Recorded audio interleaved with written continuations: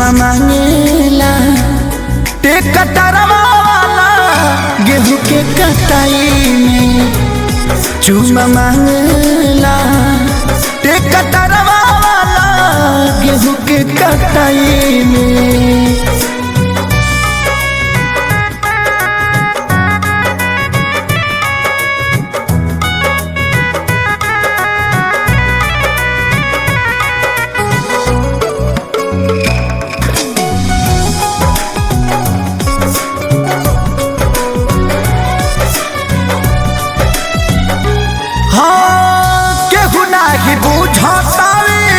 हमारा ये दौरान के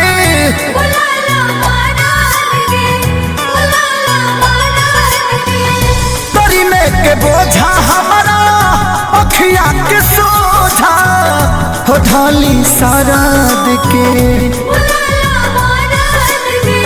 आगे पीछे घुमाता रहता बाई में। चुमा मांगेला ते कटरवा वाला गेहूं के कटाई में।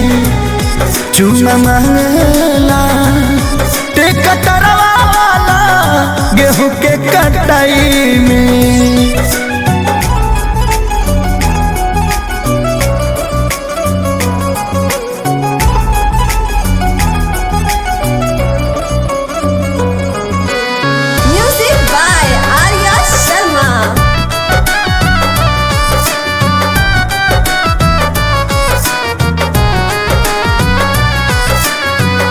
चिंता लगल बा हमारा खेत खारी हनिया के।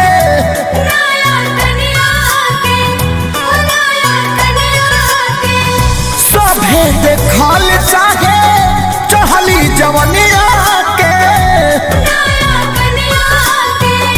पवन खेसारी कोहे दे दो तराई में। चुमा मांगेला ते कटरवा वाला गेहूं के कटाई में। चुमा मांगेला ते कटरवा वाला गेहूं के कटाई